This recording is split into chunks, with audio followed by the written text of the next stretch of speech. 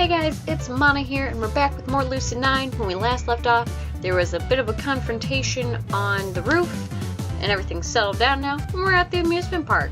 I like amusement parks, so let's go check this out. The Palace theme park is startlingly successful, considering how recently it was founded, but that can largely be credited to its cutting-edge attractions. Even minor details like the hologram park maps in every segment or the experimental cleaning robots worrying about, everything makes the place seem like a piece of the future. Looks like Lemon Skate's really outdone themselves. Welcome! How many tickets?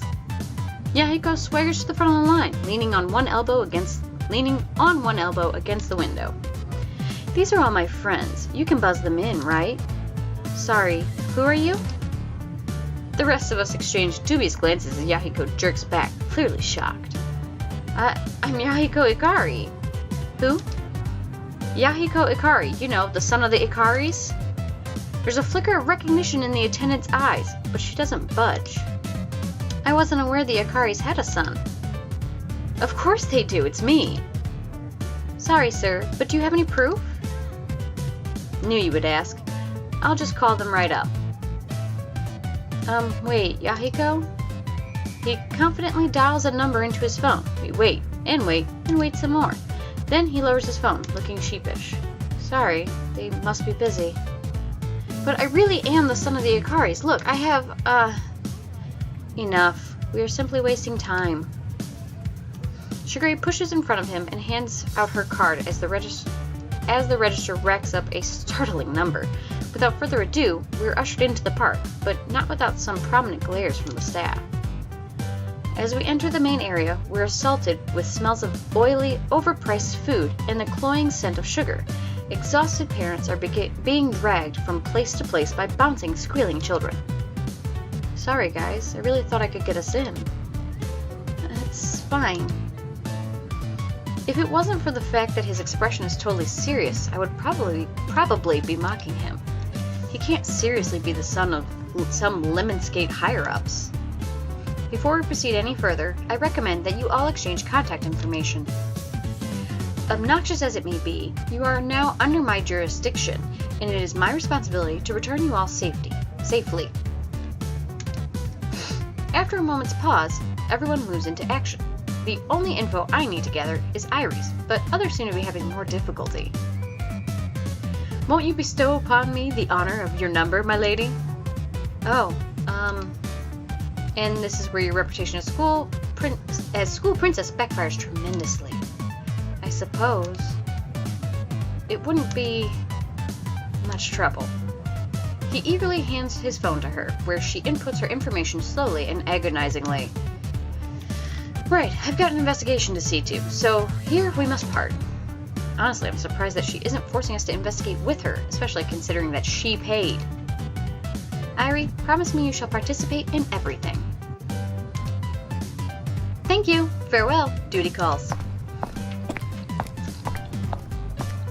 With that, she races off into the distance, cat bouncing merrily over her head.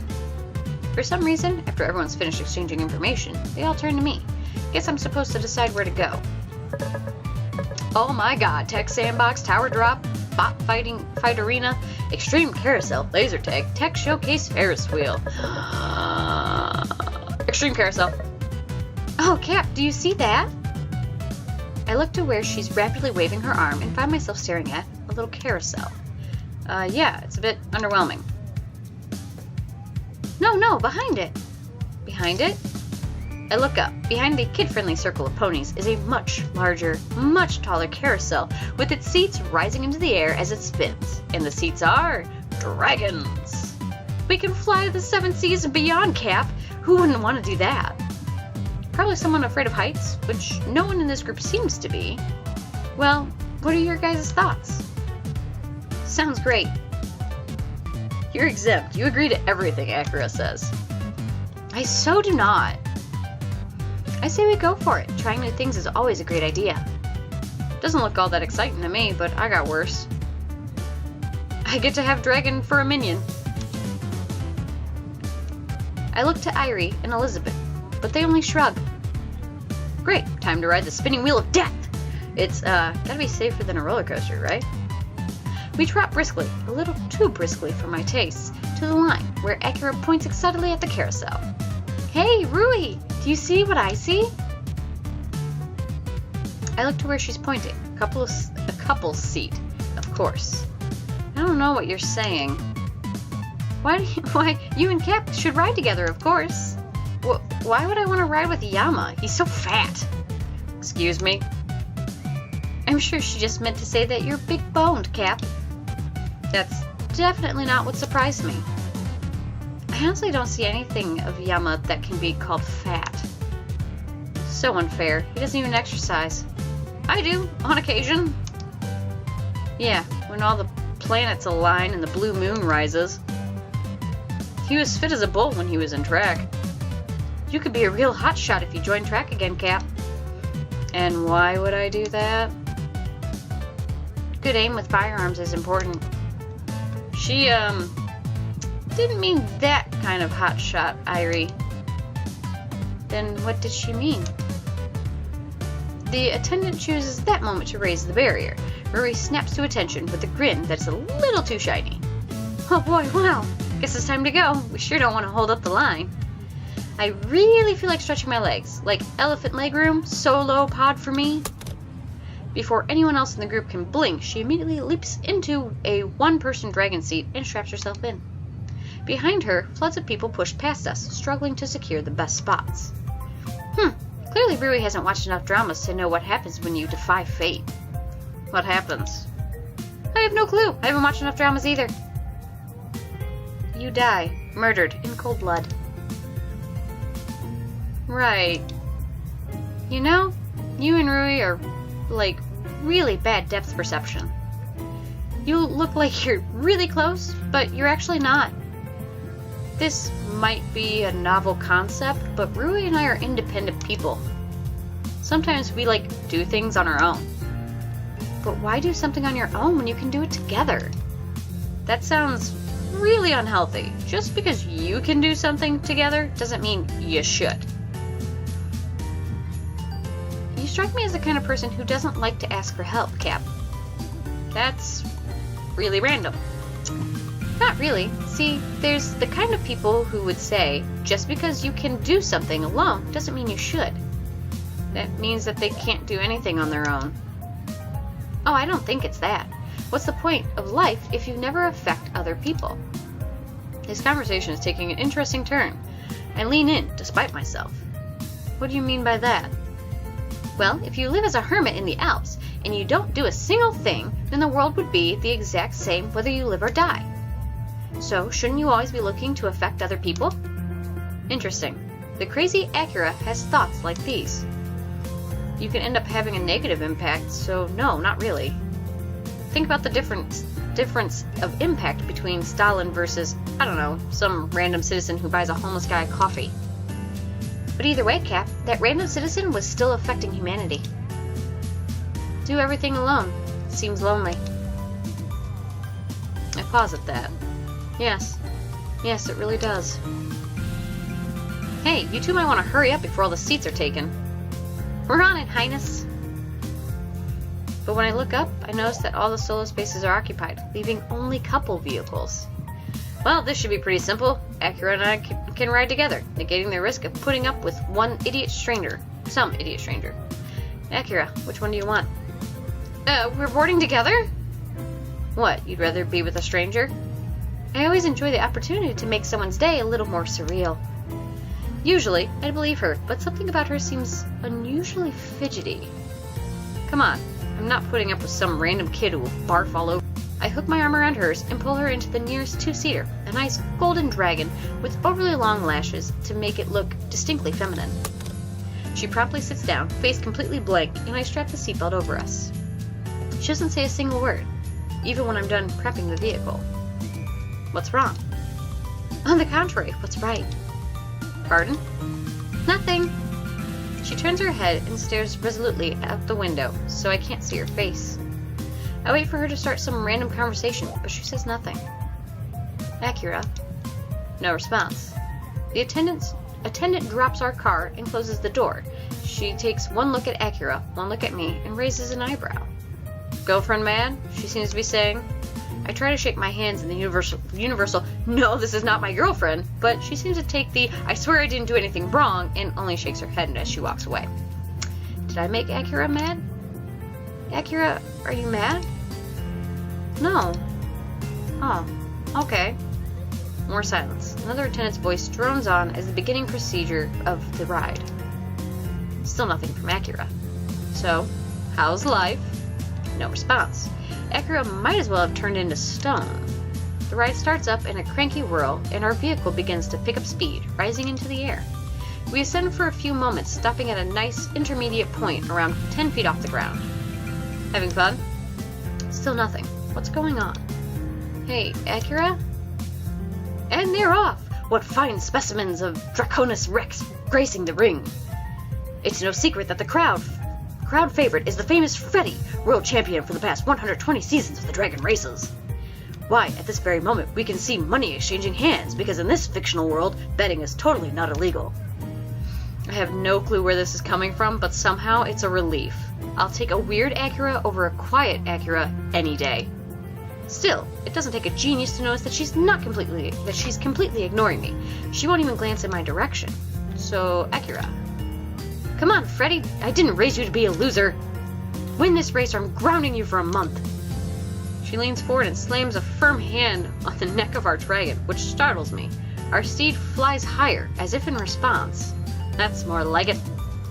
Show me that my life savings spent on a JPDA certified grass-fed gluten-free organic carrots pay dividends. Ha ha ha. Aren't carrots for horses? Some dragons are vegetarian. Or you're mocking their dietary sacrifices. Really didn't peg you as such a dragonist person. What? You see, I am the esteemed Sir Angel, trainer of dragons worldwide, and you are just an insignificant little Sir Caraway. Why those names? I'm Angel because I want to be an angel, but no matter how close I get, I can't. And you're Caraway because whenever you have a care, you throw it away. Ha! At this, Akira seems to renew her determination to ignore me, because she turns forward again, renewing the scolding of her erstwhile dragon. Freddy, you must redeem yourself. There's rising newcomers on the scene, you know. Backwater talents like Recaf, Liftable, and Hogan are taking their respective nations by storm. Don't tell me your age is getting to you. I mean, he's been around for at least 120 years, apparently. That's pretty old by my standards. The end is in sight! Go for the finish, Freddy! But just as she stands up in her seat, only to be stopped by a belt, and waves one arm dramatically forward, the ride begins to slowly lower, pulling back in speed. No! But yes, our time on the ride has come to an end, judging from the deceleration. This seems to push Akira into a frenzy. I should have known. If you are what you eat, then Freddy just became a JPDA certified grass-fed gluten-free organic carrot. And no race can be won by a GPDA certified grass-fed gluten-free organic carrot. She still doesn't look at me, even as she unbuckles the seatbelt and jumps out of the vehicle. I barely catch her arm as she leaves. Hey, Akira, what's the big deal? You let go of that arm, Tap. She suddenly sounds very, very serious. I let go of her arm. You're avoiding me, aren't you? Avoiding your face is very different from avoiding you, Cap. What's that supposed to mean? It means that it's time to meet up with the others. She bounds away before I can stop her. Great. Guess I have to follow along. The rest of the group has reconvened by the map, some noticeably more thrilled than others. How was it, Rui, being in a pod by herself? Oh, not you too, Miki. Akira, how was it for you? Me? Oh, well, I had fun. I sat in a pod with this kid who I convinced to check out Grover Mecker. Yeah, I'm sure it was good and all, but why don't we do something more exciting? The clamor of the group is starting to get to me, so I focus on Masato's statement. What do you suggest we try? You pick something, man. Thanks. Delegation at its finest. Right. Guess it's time to take another look at this map. Ha ha ha ha ha ha ha ha ha. Laser tag. A large dome at the corner of the map catches my eye. I tap it for more details. Ultimate Laser Tag Center, brought to you by Lemon Skate Site Code. Lemon Skate Site Code? That's the glasses, right?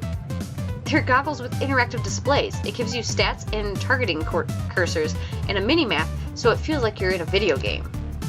Really? Yeah, we gotta give it a try. And he races off to the laser center without a second glance. I guess we're going there.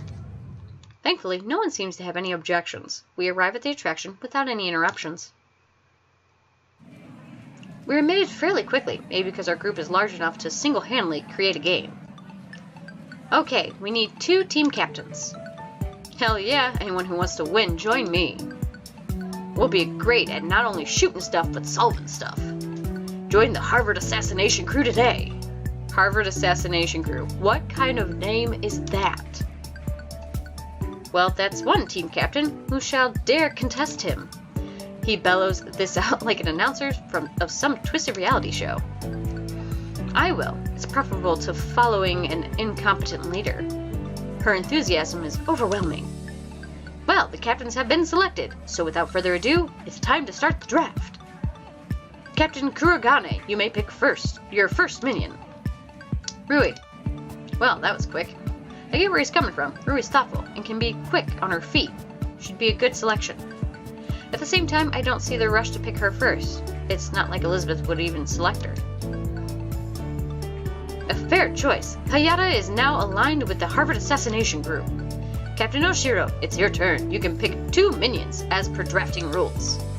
Official drafting rules for laser tag? It can't hurt. Oshiro, the clock's ticking. Elizabeth rolls her eyes but glances between the remaining participants. Misaki. That's Kazehaya for, the... Resistance! We're the Resistance! What? Why the Resistance? I've always wanted to be part of the Resistance. Kazehaya has joined the Resistance. We're not the Resistance. But I want to be part of a Resistance. It's up to me to choose whether you're in the Resistance or not. So, it is the Resistance? We're not a Resistance! Thankfully, the clamor dies down when Yahiko raises a hand. You may pick 1 more minion, unless you wish to give up your advantage. Never. Considering that getting her here was akin to pulling teeth, she's remarkably engaged in all the activities. I choose... Her eyes pass over Akira and flinch at Yahiko. For a few seconds, they flicker between me and Irie. Yama, get over here. Everyone falls to silence. For a long moment, all that can be heard is the faint hum of the overhead lights. You're serious? What? You weren't exactly happy with Yama earlier today. Can't I pick who I want? I'm the captain. You want him? Not like that. I just want to win. Is that so wrong? Nothing wrong at all. Guess we'd better get this show on the road, eh, folks? Captain Kurogane, your selection. You may choose 2 minions. Well, ain't you playing? That I am. Come over to the Harvard Assassination Crew. Sweet. As Yahiko skips over, Rui gestures wildly to Masato, tiptoeing to whisper in his ear. After a brief second, he nods. And the second one is Irie. Irie only blinks for a moment, but at Rui's friendly wave, she travels to Masato's group, which places Karube on the Resistance by default. It's not the Resistance! So, without further ado, let's get this game underway. Don your gear, players! We'll see you on the fields of justice! With that, Masato leads his group to snatch up lightweight vests and goggles and dash into the black room. Elizabeth gathers us into a tight circle, her expression unreadable. Right, I believe it would be optimal efficiency to place 2 members on assault, 1 on defense, and 1 as an intermediary. Misaki, what do you think of defense? Probably because she trusts Misaki the most. Excellent idea. Good. Yama and I shall lead the assault. Probably because she wants to keep an eye on me. Akira? Leave it to me. Top tier intermediary coming right up. What does an intermediary do? As we have 2 members on assault, you'll mainly be covering for Misaki. However, Misaki will generally stay in one location while you run patrols. Gotcha. Mediocre class intermediary, coming right up. Elizabeth clearly ignores this. Instead, she heads back to the rack, tossing vests and goggles at us. Yama. Yes, Your Highness. Don't be stupid. Yes, Your Highness. Although that might prove to be difficult for you. I feel inspired already. Right, we've wasted enough time. Let's go. Wait, what about the team chant? We don't need one. She moves to the door, but Akira tugs on her elbow. We can't start a war without a chant. It would be a travesty. Apparently, it would be a travesty if we used our time efficiently. Aw, come on, team bonding is just as important as tactics and individual skill. Fine, but make it quick. Akira salutes her with a cheery wink and gathers us into a huddle. She speaks breathlessly, her eyes shining with enthusiasm. A day may come when the courage of men fails. Quick, I said. Blah, blah, blah. This day we fight. Long live the resistance. Ah, heck, why not? Long live the resistance! Let's go, go, go! Deploy, deploy, deploy! Viva la resistance! Oh! Oh! What is this? We bolt into the dark room in our vests. We are swallowed in blackness. I slip my goggles over my eyes. The interface immediately switches on, providing me with slick infographics and motion cursors. In the upper left, I see team portraits that light up as each member speaks. Looks like site code comes with comms. And they're very, like, were our pictures taken before this? Like, this is very in-depth. There's also a map, health count, ammo count, and location notifier, except I'm missing one bullet. Whatever, doesn't matter.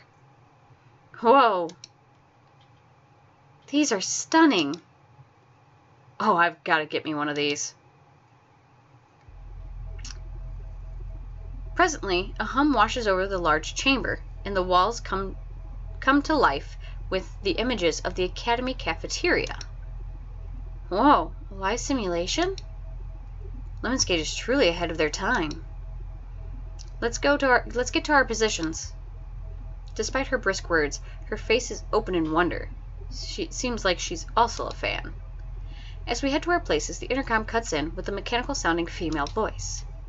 Welcome to the field, Blue Team. This is a standard capture the flag game. Best of 1. Your Lemonsgate site codes display your health. Let it fall too far, and you shall be disqualified for the rest of the match. You should also note that your ammunition is limited. Use it wisely. As Akira and Misaki split towards our base on the rooftop, Elizabeth motions me to a corner at the perimeter. Ooh, are we gonna make out? Stuff it. This is the way to their base. A quick glance at the minimap confirms her claim. I'm glad you can read that. When the game starts, we go together, but cautiously. Isn't it better to attack from 2 different directions? Who's captain again? Oh, I see. You do want to make out. Stop it, bloody gallivanting mug. Off your trolley. Stonking great ego. I can only grin at her as the intercom flickers to life. All players are within their team zone. The game will begin in 10 seconds. Cheerio to you too, good chap. 8 seconds. I say, this ought to be a jolly good show. 5 seconds. I'm right knackered. I am Yama. You called, Your Highness? She pauses for a moment, clearly struggling to keep hold of herself. Do you know why I put you on assault with me? To make me miserable? Because for some reason, the tiniest part of me believed that you might actually be great at it. Her words freeze me to the ground. My mind runs blank. I can only stare at her in disbelief. 0 seconds. The match has begun. A high-toned bell rings through the room. Elizabeth turns her attention to the corridors. Let's go. She stalks to the courtyard. Even as I follow her, my thoughts are a jumble in my mind. Ed. Same thing. Great at it. Great at anything? How can I be great at anything? I can't even do anything mildly well. Great? And why would Elizabeth tell me so? The girl who hates my guts. The girl whose guts I hate. Why would she say that I could be great at something? Stop.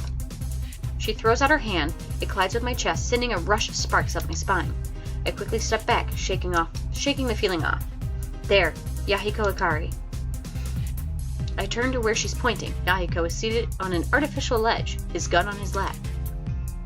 How foolish. He won't even be able to shoot back. Guess we better take care of him. I swiftly raise my gun, but Elizabeth slaps my hand. Hold your gun properly. Excuse me, Your Highness? I didn't realize that laser tag had rules for combat. It can only help your accuracy, you know. She raises her own gun, her voice lowering to a concentrated whisper. Steady breathing, proper stance, and grip are important, but a good trigger pull is what can make it or break it. Her posture shifts carefully, as if gunning someone down was a common occasion. With laser-like focus, she finally moves her fingers to the trigger. One sharp flick of the finger, the trigger clicks, and Yahiko immediately jolts up, hands flying to his goggles. Yo, somebody shot me! That should have been a fatal shot.